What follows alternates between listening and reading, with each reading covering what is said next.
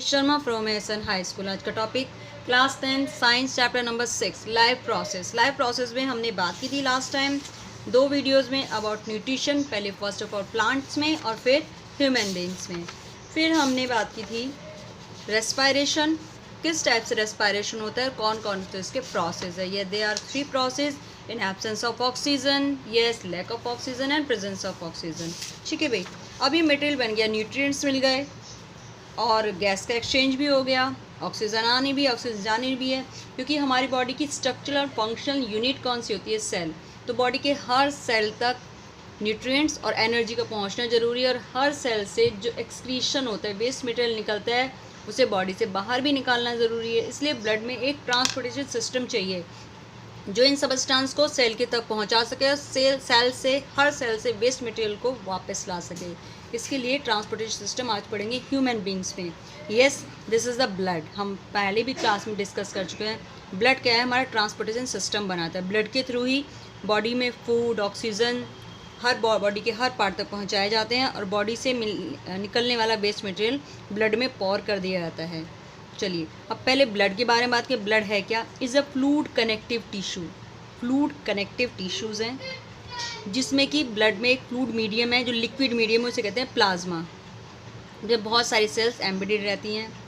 ये प्लाज्मा में कौन कौन सी चीज़ होती है, फूड होता है, कार्बन डाइऑक्साइड मिक्स होती है, और नाइट्रोजन वेस्ट होता है। नाइट्रोजन वेस्ट जो होता है उसमें डिसॉल्व रहता है। ऑक्सीजन कैरी जाती है, रेड ब्लड सेल्स के थ्रू कैरी की जाती है। हमें पता है ना, रेड ब्लड सेल्स में हीमोग्लोबिन पाया जाता है जो ऑक्सीजन को बाइंड अप करके बॉडी के हर पार्ट तक पहुंचाता है। Yes, we need a pumping organ. और प्लाज्मा में बहुत सारे सबस्टेंस, कुछ सॉल्ट होते हैं जो कि ब्लड के थ्रू ही हर पार्ट तक ट्रांसपोर्ट किए जाते हैं। अब हमें इस ब्लड को पंपिंग एक ऑर्गन की ज़रूरत है जो इसको पंप कर सके, बॉडी तक पंप कर सके, और कुछ ट्यूब्स का नेटवर्क चाहिए जो हर पार्ट तक ब्लड को, हर बॉडी के हर टिश्यू, हर सेल्स तक उसको पहुंचा सके। और अगर इस नेटवर्क में कुछ प्रॉब्लम, कुछ डैमेज आती है तो उसकी रिपेयरिंग भी की जा सके।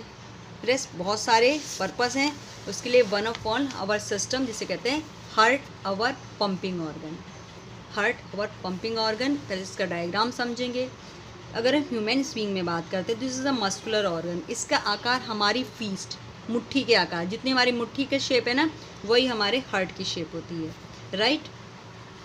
चलिए, इसमें दोनों होते हैं, ऑक्सीजन भी होता है, कार्बन डाइऑक्साइड भी ब्लड के थ्रू ही ट्रांसपोर्ट किए जाते हैं।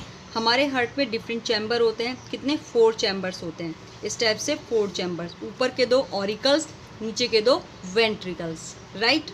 देखो इसमें तुम्हें ब्लू और कुछ किस टाइप से कुछ ऑरेंज कलर दिखाई दे रहा है। अभी याद रखेंगे, हमारे लेफ्ट साइड प्योर ब्लड होता है और राइट साइड इम्प्योर ब्लड होता है। ठीक है, आगे हम डिस्कस भी करेंगे। 4 चैम्बर, ऊपर के 2 ऑरिकल्स और नीचे के 2 ventricles. Left side pure blood circulate करता है और राइट साइड हमेशा ही इम्प्योर, मतलब कार्बन डाइऑक्साइड ब्लड में सर्कुलेट करता है। चलिए अब इसके बारे में पढ़ते हैं।